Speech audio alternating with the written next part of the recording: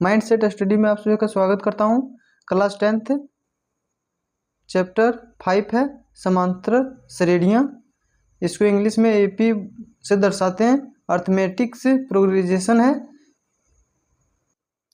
देखिए प्रश्नवाली 5.1 पहला प्रश्न है, निम्नलिखित स्थितियों में से किन स्थितियों में संबद्ध संख्याओं की सूची एपी है और क्यों। 1 का है पहला प्रश्न है, प्रत्येक किलोमीटर के बाद का टैक्सी का किराया जबकि प्रथम किलोमीटर के लिए किराया 15 है और प्रत्येक अतिरिक्त किलोमीटर के लिए किराया 8 है। देखिए 1 का 1 हल है, प्रथम किलोमीटर के लिए किराया A1 = 15 रुपये है। प्रत्येक अतिरिक्त किलोमीटर के लिए किराया 8 रुपये है। तो देखिए द्वितीय किलोमीटर के लिए किराया A2 मानेंगे।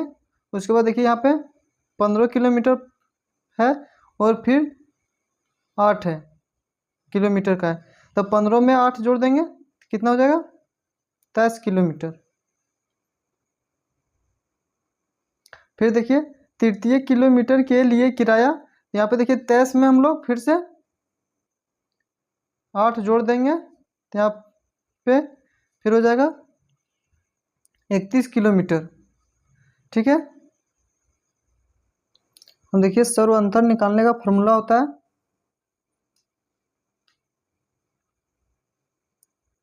सर्व अंतर,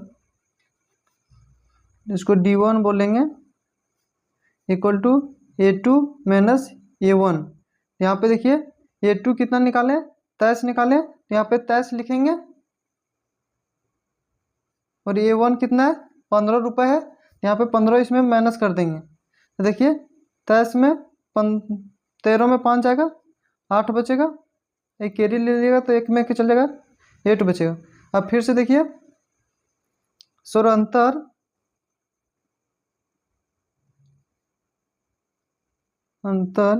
D2 equal to A3 minus A2 करेंगे। यहाँ पे देखिए A3 कितना है, देखिए A3 इसको माने 31 है तो यहाँ पे 31 लिखेंगे। फिर A2 कितना है 23 है, देखिए यहाँ A2 23 है तो यहाँ पे 23 लिखेंगे और इससे माइनस कर देंगे। देखिए 11 में 3 जाएगा 8 बचेगा और 2 में 2 चल जाएगा 0 बचेगा। देखिए 8 आया,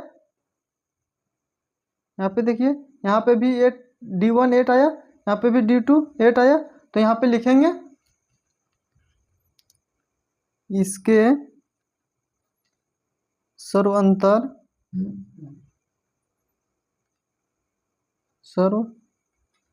अंतर समान है।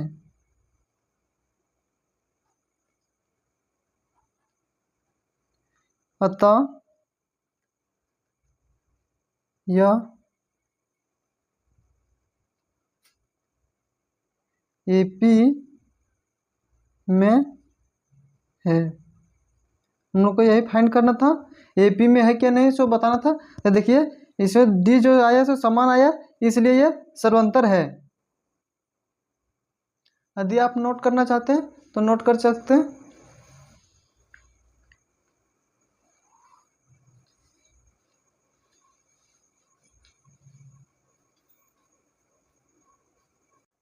देखिए दूसरा प्रश्न है, किसी बेलन सिलेंडर में उपस्थित हवा की मात्रा जबकि वायु निकालने वाला पंप प्रत्येक बार बेलन की शेष हवा का 1/4 भाग बाहर निकाल देता है। देखिए दूसरा का हल है, माना बेलन में उपस्थित हवा की मात्रा A1 = X मान लेते हैं। पहली बार हवा निकालने के बाद बेलन में शेष हवा कितना बचेगा। देखिए यहाँ पे वो बेलनाकार इस तरह से बना हुआ है, ठीक है, और इसमें कितना हवा भरा है सो नहीं पता है, इसको हम लोग पूरा X माने और यहाँ से हवा निकलता है। एक बार इधर से मान लीजिए कोई चीज़ से पंप करता है तो हवा निकलता है इधर से, तो हवा जो निकलता है सो 1/4 4 भाग बाहर निकलता है। इसका जितना भी भरा है, इसको कितना भरा इसने पता है, इसको इसलिए माने हैं x, और इसमें 1/4 बाहर निकलता है हवा। ठीक है, 1/4 बाहर निकलता है, तो x में 1/4 बाहर निकलता है। तो इसी प्रकार से फिर जितना निकलेगा उसमें भी 1/4 बाहर निकलेगा। तो चलिए इसको सॉल्व करते हैं। देखिए A2, इसको मानेंगे A2।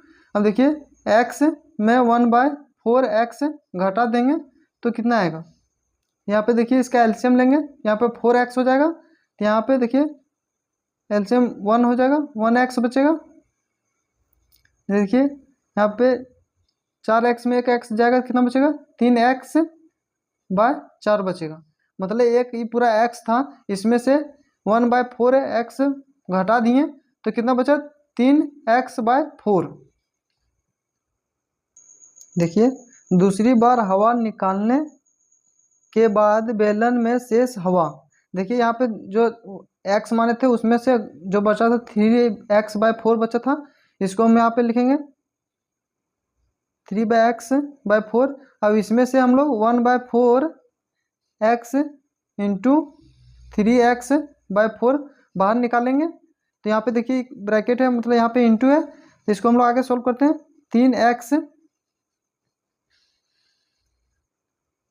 3x/4, यहाँ पे देखिए माइनस है, तो देखिए इसे इंटू हो जाएगा, तो 3x बचेगा यहाँ पे, और इसे इंटू हो जाएगा, 4×16 हो जाएगा।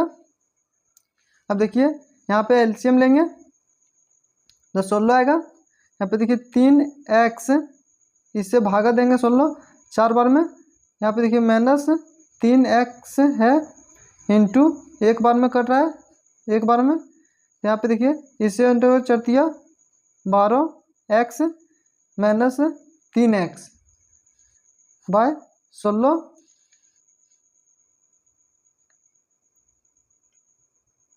देखिए 12x में माइनस 3x जाएगा तो 9x बचेगा, 9x/16। अब देखिए हम लोग को A1, देखिए A1 x माने थे, A2 देखिए 3x/4 आया, और फिर देखिए A3 9x/16 आया। यहाँ पे लिख देते हैं A1 = x, A2 = 3x/4 और A3 = 9x/16 आया। अब ये देखिए स्वरंतर निकालना है, तो स्वरंतर को हम लोग D1 बोलते हैं, D बोलते हैं, स्वरंतर को D बोलते हैं। तो देखिए इसका फार्मूला होता है निकालने का A2 माइनस A1। तो यहाँ पे देखिए A2 माइनस A1 करेंगे, यहाँ पे देखिए A2 कितना है, 3x/4 है, और A1 कितना है, x है। तो देखिए इसका हम एलसीएम लेंगे, तो यहाँ कुछ नहीं तो 1 है, यहाँ पे देखिए 3x, यहाँ पे एलसीएम लेंगे, यहाँ 4x हो जाएगा /4। अब देखिए 4x में 3x चल जाएगा, कितना बचेगा, माइनस x/4 बचेगा। यहाँ पे देखिए फिर से स्वरंतर,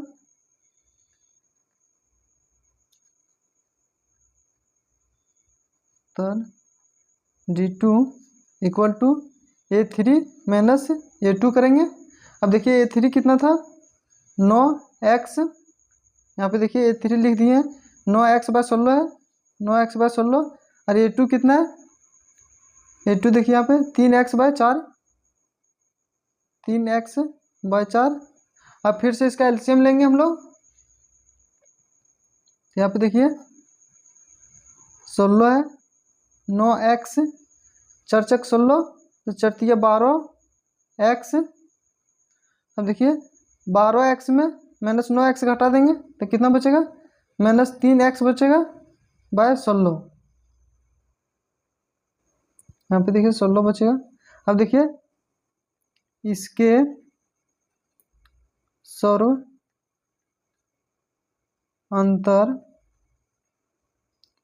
असमान है।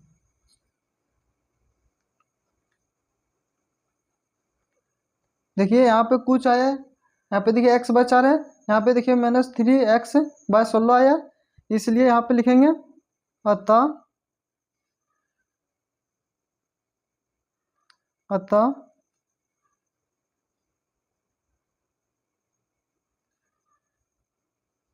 अतः यह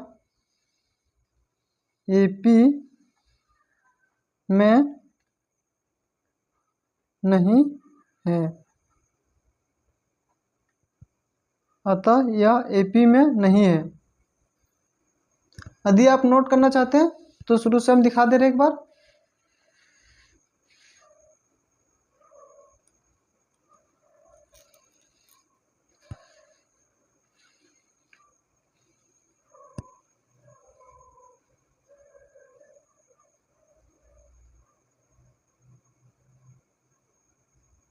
तीसरा प्रश्न है, प्रत्येक मीटर की खुदाई के बाद एक कुआं खोदने में आई लागत, जबकि प्रथम मीटर खुदाई की लागत 150 रुपये है और बाद में प्रत्येक मीटर खुदाई की लागत 50 बढ़ती जाती है।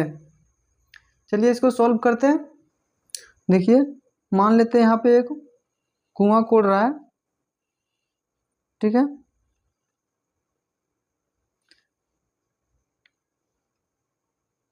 देखिए यहाँ पे जब कोड रहा है तो 1 मीटर कोड़ता है, मान लेते हैं यहाँ तक 1 मीटर है तो यहाँ कितना लेता है, 150 रुपया लेता है। फिर यहाँ पे देखिए दूसरा 1 मीटर होता है तो फिर इसमें 150 में 50 ऐड कर देता है, तो यहाँ पे कितना हो जाएगा, 200 हो जाएगा। देखिए मान लीजिए एक कुआं कोड़ रहा है, उसमें 1 मीटर कोड़ने का 150 रुपया ले रहा है। फिर दूसरा जो कोड़ता है तो उस 150 में 50 ऐड करता है, 200 हो जाता है। फिर यहाँ पे देखिए तीसरा जब निकालता है तो यहाँ पे 200 में फिर 50 ऐड करता है, तो देखिए 250 हो जाता है। इसी प्रकार से कोड़ रहा है। देखिए 1 मीटर खुदाई की लागत A1 इक्वल टू 150 रुपये है। देखिए दूसरा मीटर खुदाई की लागत A2 150 प्लस 50 ऐड कर देंगे, यहाँ पे कितना हो जाएगा, 200 हो जाएगा। फिर देखिए तीसरा मीटर खुदाई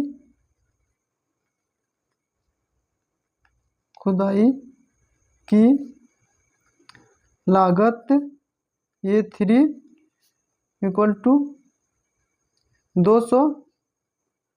देखिए 200 में फिर 50 ऐड कर देंगे, तो यहाँ पे देखिए 250 हो जाएगा। ये देखिए A1 निकल गया, A2 निकल गया, A3 निकल गया। यहाँ पे देखिए A1 150 है, फिर A2 200 है, फिर A3 250 है। अब देखिए हम लोग सर्वांतर निकालेंगे।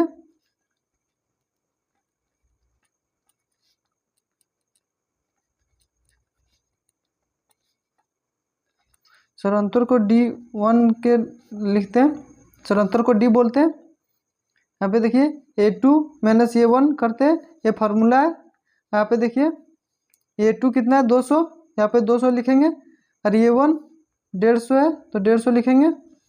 देखिए यहाँ पे देखिए 200 में 150 चल जाएगा, कितना बचेगा, 50 बचेगा। इसी प्रकार से फिर से सर्वांतर निकालेंगे।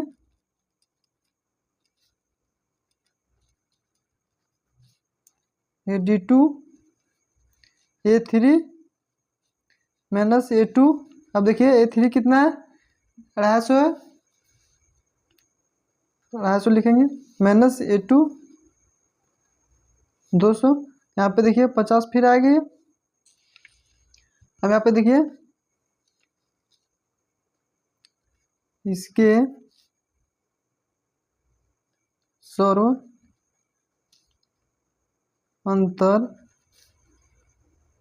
समान है।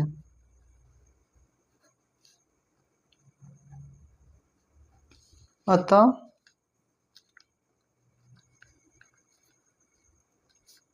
यह AP एपी में है। ठीक है, आप इसे नोट करना चाहते तो नोट कर सकते हैं।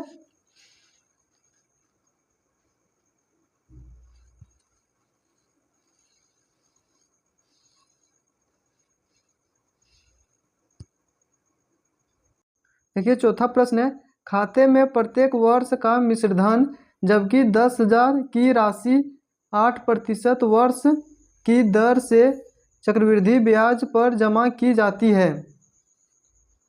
चलिए सॉल्व करते हैं। देखिए दिया है मूलधन 10,000 दे दिया, समय एक दिया, 1 वर्ष, 1 वर्ष है। देखिए दर 8% दिया हुआ है, इसको हम लोग A1 मानते हैं। और देखिए फार्मूला होता है ब्याज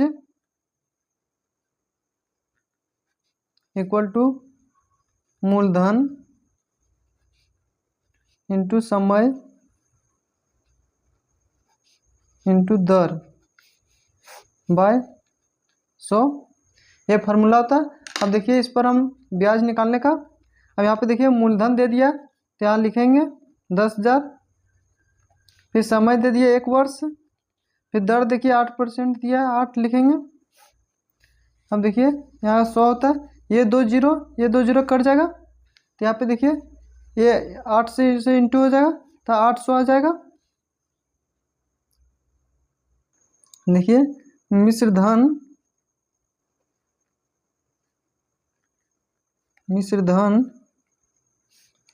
निकालने का फार्मूला होता है मूलधन प्लस ब्याज।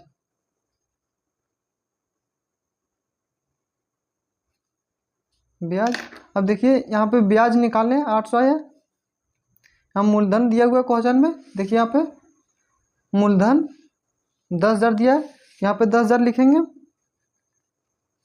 देखिए ब्याज हम लोग, मेरा जो ये निकला है सो ब्याज निकाले थे 800 निकला है। अब इसको हम लोग ऐड कर देंगे तो कितना हो जाएगा, 1,000, 10,000, 800 हो जाएगा। इसको हम लोग A2 मानेंगे। यहाँ पे देखिए मूलधन ये रुपया है, फिर यहाँ पे ये जो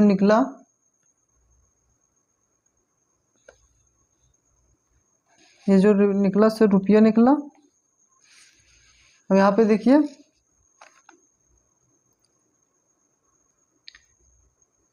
इसको मूलधन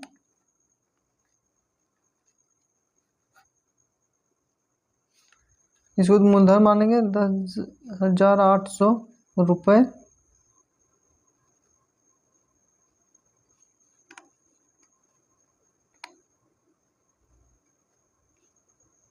ठीक है, अब फिर से ब्याज निकालेंगे, ब्याज फार्मूला होता है मूलधन इंटू समय इंटू दर बाय 100। अब देखिए फिर बैठाएंगे इसके जहाँ पर मान, तो देखिए इन मूलधन को रखेंगे यहाँ पे,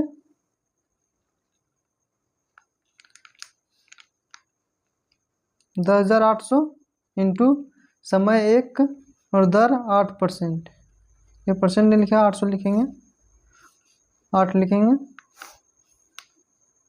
यहाँ पे 100। तो देखिए ये 2 जीरो कट जाएगा, अब इसे इंटू कर देंगे।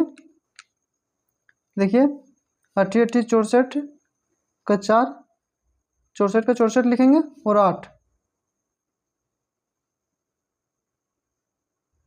देखिए इसे इंटू कर देंगे तो 80 64 और एक बार में 8 आएगा।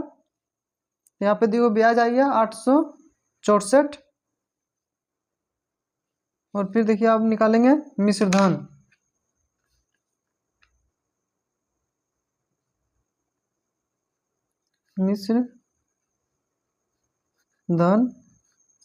इक्वल टू होता है मूलधन प्लस ब्याज। यहाँ पे देखिए मूलधन कितना था, 10,800 था, और पे ब्याज कितना आया, 864 आया। अब इसको हम लोग ऐड कर देंगे, तो यहाँ पे देखिए 4 का 4, 6 का 6, 8 का 8, 16 के 6, इतना आएगा। तो 11,664 रुपये है वो। इसको हम लोग A3 मानेंगे।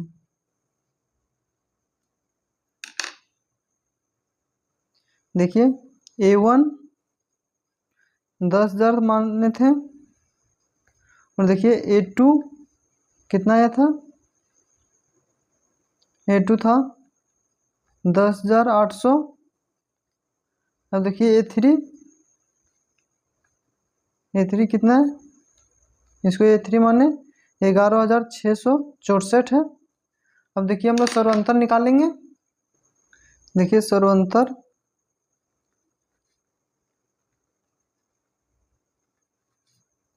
D1 equal to A2 minus A1।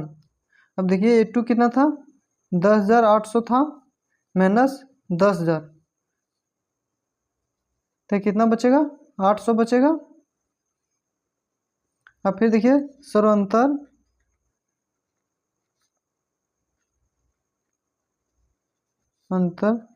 D2 equal to A3 minus A1, A2 हो जाएगा। यहाँ पे देखिए 11,664 था A3, माइनस A2 कितना है, 10,800। अब देखिए इसको माइनस कर देंगे, तो यहाँ पे देखिए 4, 6, 16 में 8 बचेगा। देखिए D2 निकल गया। अब यहाँ लिखेंगे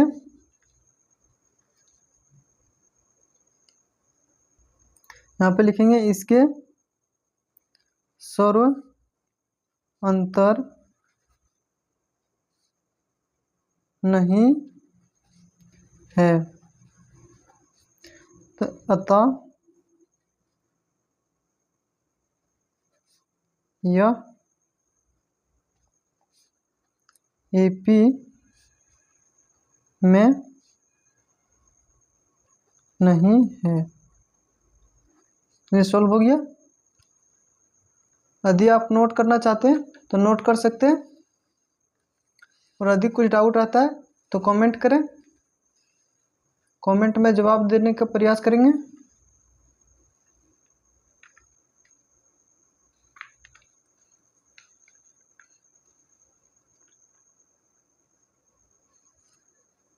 वीडियो अच्छा लग रहा होगा तो लाइक कर दें, दोस्तों के साथ शेयर करें, चैनल को सब्सक्राइब करें। Thanks for watching video. जय हिंद, जय भारत।